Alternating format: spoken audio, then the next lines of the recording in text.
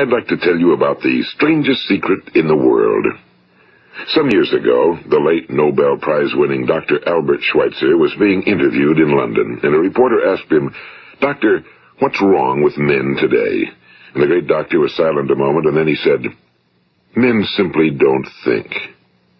It's about this that I want to talk with you. We live today in a golden age. This is an era that man has looked forward to, dreamed of, and worked toward for thousands of years.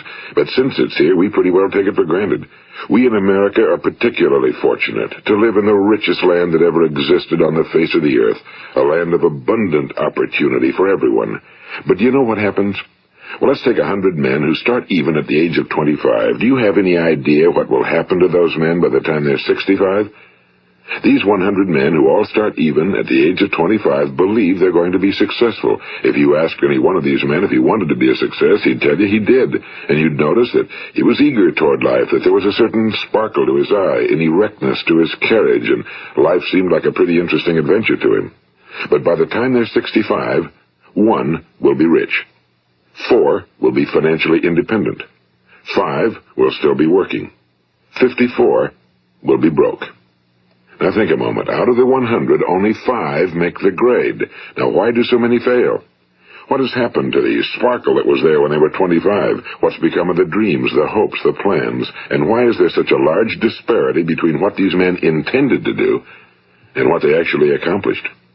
When we say about 5% achieve success, we have to define success. And here's the best definition I've ever been able to find. Success is the progressive realization of a worthy ideal.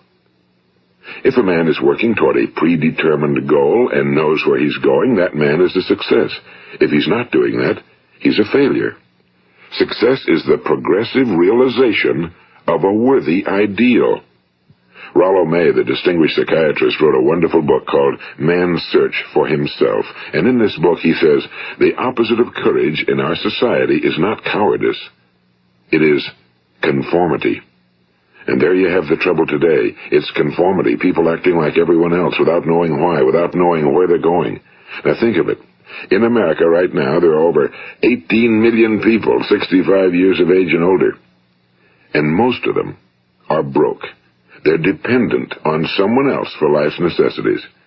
Now, we learn to read by the time we're 7. We learn to make a living by the time we're 25. Usually by that time, we're not only making a living, we're supporting a family.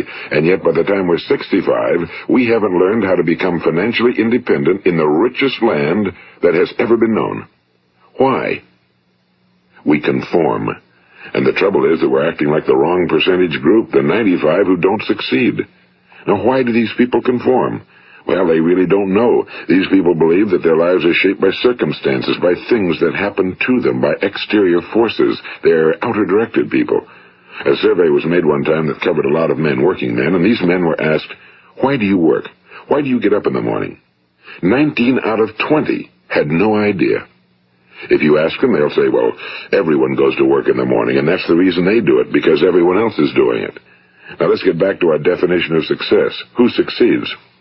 The only person who succeeds is the person who is progressively realizing a worthy ideal. He's the person who says, I'm going to become this, and then begins to work toward that goal. I'll tell you who the successful people are. A success is the school teacher who's teaching school because that's what he or she wants to do. The success is the woman who's a wife and mother because she wanted to become a wife and mother and is doing a good job of it. The success is the man who runs the corner gas station because that was his dream. That's what he wanted to do. The success is the successful salesman who wants to become a top-notch salesman and grow and build with his organization. A success is anyone who is doing deliberately a predetermined job because that's what he decided to do deliberately. But only 1 out of 20 does that. That's why today there isn't really any competition unless we make it for ourselves. Instead of competing, all we have to do is create. You know, for 20 years, I looked for the key which would determine what would happen to a human being. Was there a key I wanted to know which would make the future a promise that we could foretell to a large extent? Was there a key that would guarantee a person's becoming successful if he only knew about it and knew how to use it? Well, there is such a key, and I've found it. Have you ever wondered why so many men work so hard and honestly without ever achieving anything in particular, and others don't seem to work hard and yet seem to get everything? They seem to have the magic touch. You've heard them say that about someone. Everything he touches turns to gold. And have you ever noticed that a man who becomes successful tends to continue to become successful? And on the other hand, have you noticed how a man who's a failure tends to continue to fail? Well, it's because of goals. Some of us have goals, some don't. People with goals succeed because they know where they're going. It's that simple. Think of a ship leaving a harbor, and think of it with the complete voyage mapped out and planned. The captain and crew know exactly where it's going and how long it'll take. It has a definite goal. Now, 9,999 times out of 10,000, it will get to where it started out to get. Now, let's take another ship, just like the first, only let's not put a crew on it or a captain at the helm. Let's give it no aiming point, no goal, no destination. We just start the engines and let it go. I think you'll agree with me that if it gets out of the harbor at all, it will either sink or wind up on some deserted beach, a derelict. It can't go anyplace because it has no destination and no guidance, and it's the same with a human being. Take the salesman, for example.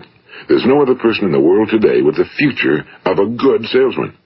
Selling is the world's highest paid profession, if we're good at it and if we know where we're going. Every company needs top-notch salesmen, and they reward those men. The sky's the limit for them. But how many can you find? Someone once said the human race is fixed, not to prevent the strong from winning, but to prevent the weak from losing. The American economy today can be likened to a convoy in time of war. The entire economy is slowed down to protect its weakest link, just as the convoy had to go at the speed that would permit its slowest vessel to remain in formation. That's why it's so easy to make a living today. It takes no particular brains or talent to make a living and support a family today. So we have a plateau of so-called security, if that's what a person's looking for. But we do have to decide how high above this plateau we want to aim. Now let's get back to the strangest secret in the world, the story that I wanted to tell you today. Why do men with goals succeed in life and men without them fail? Well, let me tell you something which, if you really understand it, will alter your life immediately. If you understand completely what I'm going to tell you from this moment on, your life will never be the same again. You will suddenly find that good luck just seems to be attracted to you. The things you want just seem to fall in line, and from now on you won't have the problems, the worries, the gnawing lump of anxiety that perhaps you've experienced before. Doubt, fear, well, they'll be things of the past. Here's the key to success and the key to failure. We become what we think about. Now let me say that again. We become what we think about. Throughout all history, the great wise men and teachers, philosophers and prophets have disagreed with one another on many different things. It's only on this one point that they are in complete and unanimous agreement. Listen to what Marcus Aurelius, the great Roman emperor, said. A man's life is what his thoughts make of it. Disraeli said this, everything comes if a man will only wait. I've brought myself by long meditation to the conviction that a human being with a settled purpose must accomplish it, and that nothing can resist a will that will stake even existence for its fulfillment. Ralph Waldo Emerson said this, a man is what he thinks about all day long. William James said, the greatest discovery of my generation is that human beings can alter their lives by altering their attitudes of mind. And he also said, we need only in cold blood act as if the thing in question were real, and it will become infallibly real by growing into such a connection with our life that it will become real. It will become so knit with habit and emotion that our interest in it will be those which characterize belief. And he also said, if you only care enough for a result, you will almost certainly attain it. If you wish to be rich, you will be rich. If you wish to be learned, you will be learned. If you wish to be good, you will be good. Only you must then really wish these things, and wish them exclusively, and not wish at the same time 100 other incompatible things just as strongly. In the Bible, you read in Mark 9:23, if thou canst believe, all things are possible to him that believeth.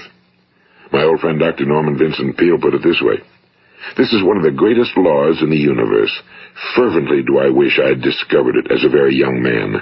It dawned upon me much later in life, and I found it to be one of the greatest, if not my greatest discovery outside of my relationship to God. The great law, briefly and simply stated, is that if you think in negative terms, you will get negative results. If you think in positive terms, you will achieve positive results. That is the simple fact, he went on to say, which is at the basis of an astonishing law of prosperity and success. In 3 words, believe and succeed. William Shakespeare put it this way: our doubts are traitors and make us lose the good we oft might win by fearing to attempt. George Bernard Shaw said, people are always blaming their circumstances for what they are. I don't believe in circumstances. The people who get on in this world are the people who get up and look for the circumstances they want, and if they can't find them, make them. Well, it's pretty apparent, isn't it? And every person who discovered this for a while believed that he was the first one to work it out. We become what we think about. Now, it stands to reason that a person who's thinking about a concrete and worthwhile goal is going to reach it, because that's what he's thinking about, and we become what we think about. Conversely, the man who has no goal, who doesn't know where he's going, and whose thoughts must therefore be thoughts of confusion and anxiety and fear and worry, becomes what he thinks about. His life becomes one of frustration and fear and anxiety and worry. And if he thinks about nothing, he becomes nothing. Now, how does it work? Why do we become what we think about? Well, I'll tell you how it works as far as we know. Now, to do this, I want to tell you about a situation that parallels the human mind. Suppose a farmer has some land, and it's good, fertile land. Now, the land gives the farmer a choice. He may plant in that land whatever he chooses. The land doesn't care. It's up to the farmer to make the decision. Now, remember, we're comparing the human mind with the land because the mind, like the land, doesn't care what you plant in it. It will return what you plant, but it doesn't care what you plant. Now, let's say that the farmer has 2 seeds in his hand. One is a seed of corn. The other is nightshade, a deadly poison. He digs 2 little holes in the earth, and he plants both seeds, one corn, the other nightshade. He covers up the holes, waters, and takes care of the land, and what will happen? Invariably, the land will return what's planted. As it's written in the Bible, as ye sow, so shall ye reap. Now remember, the land doesn't care. It'll return poison in just as wonderful abundance as it will corn. So up come the 2 plants, one corn, one poison. Now, the human mind is far more fertile, far more incredible and mysterious than the land, but it works the same way. It doesn't care what we plant. Success, failure. A concrete, worthwhile goal, or confusion. Misunderstanding, fear, anxiety, and so on. But what we plant, it must return to us. You see, the human mind is the last great unexplored continent on Earth. It contains riches beyond our wildest dreams. It will return anything we want to plant. Now, you might say, well, if that's true, why don't people use their minds more? Well, I think they figured out an answer to that one, too. Our mind comes as standard equipment at birth. It's free, and things that are given to us for nothing we place little value on. Things that we pay money for, we value. The paradox is that exactly the reverse is true. Everything that's really worthwhile in life came to us free. Our minds, our souls, our bodies, our hopes, our dreams, our ambitions, our intelligence, our love of family and children and friends and country, all these priceless possessions are free. But the things that cost us money are actually very cheap and can be replaced at any time. A good man can be completely wiped out and make another fortune. He can do that several times. Even if our home burns down, we can rebuild it. But the things we got for nothing, we can never replace. The human mind isn't used because we take it for granted. Familiarity breeds contempt. It can do any kind of job we assign to it, but generally speaking, we use it for little jobs instead of big, important ones. Universities have proved that most of us are operating on about 10% or less of our abilities. So decide now, what is it you want? Plant your goal in your mind. It's the most important decision you'll ever make in your entire life. What is it you want? Do you want to be an outstanding salesman? A better worker at your particular job? Do you want to go places in your company? In your community? Do you want to get rich? All you've got to do is plant that seed in your mind, care for it, work steadily toward your goal, and it will become a reality. It not only will, there's no way that it cannot. You see, that's a law, like the laws of Sir Isaac Newton, the laws of gravity. If you get on top of a building and jump off, you'll always go down. You'll never go up, and it's the same with all the other laws of nature. They always work. They're inflexible. Think about your goal in a relaxed, positive way. Picture yourself in your mind's eye as having already achieved this goal. See yourself doing the things you will be doing when you've reached your goal. Ours has been called the phenobarbital age, the age of ulcers and nervous breakdowns and tranquilizers, at a time when medical research has raised us to a new plateau of good health and longevity. Far too many of us worry ourselves into an early grave trying to cope with things in our own little personal ways without learning a few great laws that will take care of everything for us. These things we bring on ourselves through our habitual way of thinking. Every one of us is the sum total of his own thoughts. He is where he is because that's exactly where he really wants to be, whether he'll admit that or not. Each of us must live off the fruit of his thoughts in the future, because what you think today and tomorrow, next month and next year, will mold your life and determine your future. You're guided by your mind. I remember one time I was driving through eastern Arizona, and I saw one of those giant earth-moving machines roaring along the road at about 35 miles an hour with what looked like 30 tons of dirt in it. A tremendous, incredible machine, and there was a little man perched way up on top with the wheel in his hands guiding it. And as I drove along, I was struck by the similarity of that machine to the human mind. Just suppose you're sitting at the controls of such a vast source of energy. Are you going to sit back and fold your arms and let it run itself into a ditch? Or are you going to keep both hands firmly on the wheel and control and direct this power to a specific, worthwhile purpose? It's up to you. You're in the driver's seat. You see, the very law that gives us success is a two-edged sword. We must control our thinking. The same rule that can lead a man to a life of success, wealth, happiness, and all the things he ever dreamed of for himself and his family. That very same law can lead him into the gutter. It's all in how he uses it, for good or for bad. This is the strangest secret in the world. Now, why do I say it's strange, and why do I call it a secret? Actually, it isn't a secret at all. It was first promulgated by some of the earliest wise men, and it appears again and again throughout the Bible, but very few people have learned it, understand it. That's why it's strange, and why for some equally strange reason it virtually remains a secret. I believe that you could go out and walk down the main street of your town and ask one man after another what the secret of success is, and you probably wouldn't run into one man in a month who could tell you. Now, this information is enormously valuable to us if we really understand it and apply it. It's valuable to us not only for our own lives, but the lives of those around us, our families, employees, associates, and friends. Life should be an exciting adventure. It should never be a bore. A man should live fully, be alive. He should be glad to get out of bed in the morning. He should be doing a job he likes to do because he does it well. One time I heard Grove Patterson, the great late editor-in-chief of the Toledo Daily Blade, make a speech, and as he concluded his speech, he said something I've never forgotten. He said, "My years in the newspaper business have convinced me of several things. Among them, that people are basically good, and that we came from someplace, and we're going someplace. So we should make our time here an exciting adventure. The architect of the universe didn't build a stairway leading nowhere." And the greatest teacher of all, the carpenter from the plains of Galilee, gave us the secret time and time again. As ye believe, so shall it be done unto you. I've explained the strangest secret in the world and how it works. Now, on this side, I want to explain how you can prove to yourself the enormous returns possible in your own life by putting this secret to a practical test. I want you to make a test that will last 30 days. It isn't going to be easy, but if you'll give it a good try, it will completely change your life for the better. Now, back in the 17th century, Sir Isaac Newton, the English mathematician and natural philosopher, gave us some natural laws of physics which apply as much to human beings as they do to the movement of bodies in the universe. And one of these laws is that for every action, there is an equal and opposite reaction. Simply stated, as it applies to you and me, it means we can achieve nothing without paying the price. The results of your 30-day experiment will be in direct proportion to the effort you put forth. To be a doctor, you must pay the price of long years of difficult study.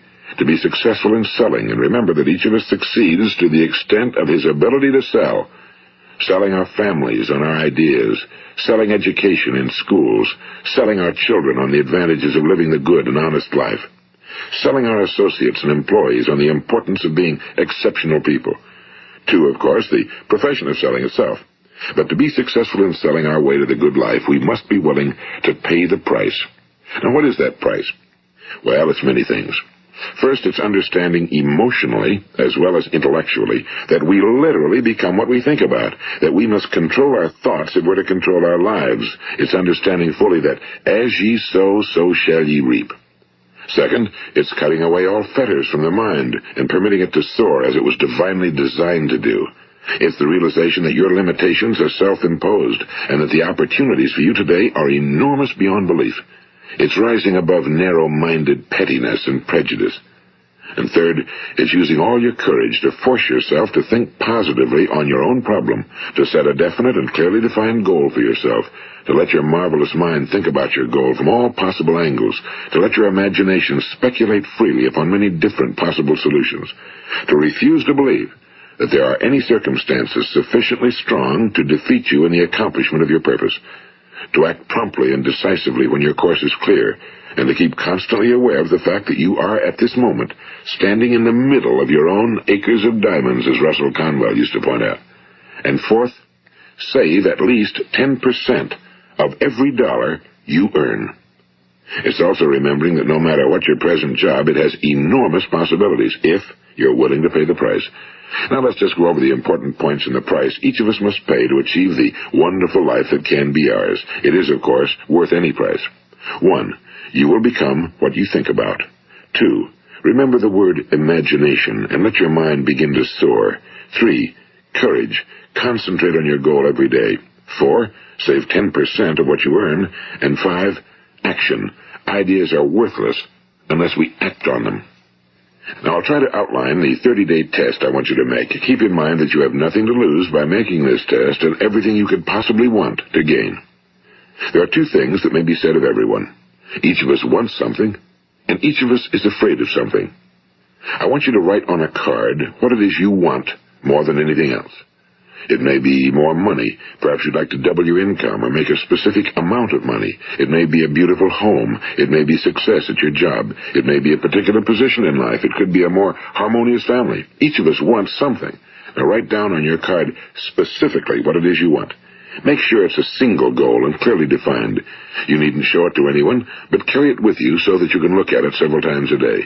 Think about it in a cheerful, relaxed, positive way each morning when you get up, and immediately you have something to work for, something to get out of bed for, something to live for. Look at it every chance you get during the day and just before going to bed at night. And as you look at it, remember that you must become what you think about, and since you're thinking about your goal, you realize that soon it will be yours. In fact, it's yours really the moment you write it down and begin to think about it. Look at the abundance all around you as you go about your daily business. You have as much right to this abundance as any other living creature. It's yours for the asking. Now we come to the difficult part. Difficult because it means the formation of what is probably a brand new habit, and new habits are not easily formed. Once formed, however, it will follow you for the rest of your life. Stop thinking about what it is you fear.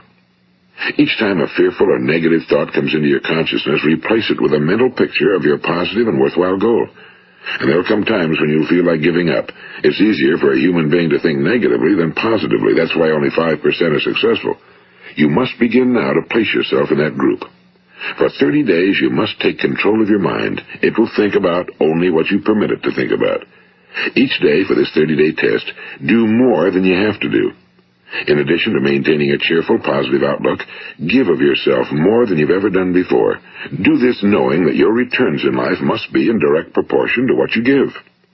The moment you decide on a goal to work toward, you're immediately a successful person. You are then in that rare and successful category of people who know where they're going. Out of every 100 people, you belong to the top 5. Don't concern yourself too much with how you're going to achieve your goal. Leave that completely to a power greater than yourself. All you have to do is know where you're going. The answers will come to you of their own accord and at the right time. Remember these words from the Sermon on the Mount, and remember them well. Keep them constantly before you this month of your test. Ask, and it shall be given you. Seek, and ye shall find. Knock, and it shall be opened unto you. For every one that asketh receiveth, and he that seeketh findeth, and to him that knocketh it shall be opened. It's as marvelous and as simple as that. In fact, it's so simple that in our seemingly complicated world, it's difficult for an adult to understand that all he needs is a purpose and faith. For 30 days, Do your very best. If you're a salesman, go at it as you've never done before, not in a hectic fashion, but with the calm, cheerful assurance that time well spent will give you the abundance in return you deserve and want. If you're a homemaker, devote your 30-day test to completely giving of yourself without thinking about receiving anything in return, and you'll be amazed at the difference it makes in your life. No matter what your job, do it as you've never done it before for 30 days. And if you've kept your goal before you every day, you'll wonder and marvel at this new life you've found. Dorothea Brand, the outstanding editor and writer, discovered it for herself and tells about it in her fine book, Wake Up and Live. Her entire philosophy is reduced to the words, act as though it were impossible to fail. She made her own test with sincerity and faith, and her entire life was changed to one of overwhelming success. Now, you make your test for 30 full days. Don't start your test until you've made up your mind to stick with it. You see, by being persistent, you're demonstrating faith. Persistence is simply another word for faith. If you didn't have faith, you'd never persist. If you should fail during your first 30 days, by that I mean suddenly find yourself overwhelmed by negative thoughts, you've got to start over again from that point and go 30 more days. Gradually, your new habit will form until you find yourself one of that wonderful minority to whom virtually nothing is impossible. And don't forget the card. It's vitally important as you begin this new way of living. On one side of the card, write your goal, whatever it may be. On the other side, write the words we've quoted from the Sermon on the Mount. Ask, and it shall be given you. Seek, and ye shall find. Knock, and it shall be opened unto you. Nothing great was ever accomplished without inspiration. See that during these crucial first 30 days, your own inspiration is kept at a peak. And above all, don't worry. Worry brings fear, and fear is crippling. The only thing that can cause you to worry during your test is trying to do it all yourself. Know that all you have to do is hold your goal before you. Everything else will take care of itself. Remember also to keep calm and cheerful. Don't let petty things annoy you and get you off course. Now, since making this test is difficult, some will say, why should I bother? Well, look at the alternative. No one wants to be a failure. No one really wants to be a mediocre individual. No one wants a life constantly filled with worry and fear and frustration. Therefore, remember that you must reap that which you sow. If you sow negative thoughts, your life will be filled with negative things. If you sow positive thoughts, your life will be cheerful, successful, and positive. Now, gradually, you will have a tendency to forget what you've heard on this recording. Play it often. Keep reminding yourself of what you must do to form this new habit. Gather your whole family around at regular intervals and listen to what's been said here. You know, most men will tell you that they want to make money without understanding the law. The only people who make money work in a mint. The rest of us must earn money. This is what causes those who keep looking for something for nothing or a free ride to fail in life. The only way to earn money is by providing people with services or products which are needed and useful. We exchange our time and our product or service for the other man's money. Therefore, the law is that our financial return will be in direct proportion to our service. Now, success is not the result of making money. Making money is the result of success, and success is in direct proportion to our service. Most people have this law backwards. They believe that you're successful if you earn a lot of money. The truth is that you can only earn money after you're successful. It's like the story of the man who sat in front of the stove and said to it, "Give me heat, and then I'll add the wood." How many men and women do you know, or do you suppose there are today, who take the same attitude toward life? There are millions.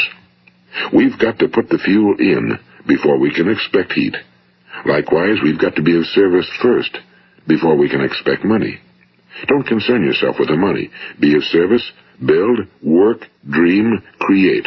Do this, and you'll find there's no limit to the prosperity and abundance that will come to you. Prosperity, you know, is founded upon a law of mutual exchange. Any person who contributes to prosperity must prosper in turn himself. Sometimes the return will not come from those you serve, but it must come to you from someplace, because that's the law. For every action, there is an equal and opposite reaction. As you go daily through your 30-day test period, remember that your success will always be measured by the quality and quantity of service you render, and money is a yardstick for measuring this service. No man can get rich himself unless he enriches others. Now, there are no exceptions to a law. You can drive down any street in America and from your car estimate the service that's being rendered by the people living on that street. Had you ever thought of this yardstick before? It's interesting. Some, like ministers and priests and other devoted people, measure their returns in the realm of the spiritual, but again, their returns are equal to their service. Once this law is fully understood, any thinking person can tell his own fortune. If he wants more, he must be of more service to those from whom he receives his return. If he wants less, he has only to reduce his service. This is the price you must pay for what you want.